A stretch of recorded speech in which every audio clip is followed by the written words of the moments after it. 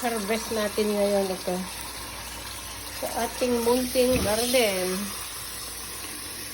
pang nilaga. Babad natin sa tubig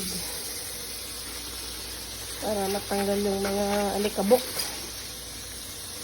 Ayan ang ating harvest ngayon, pang dinner. Libre tayo sa gulay everyday, maraming na-harvest.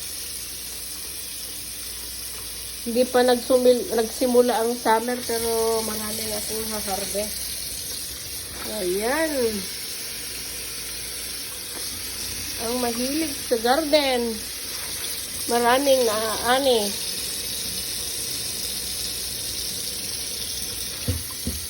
Marami na yata itong pangsahog sa soup natin.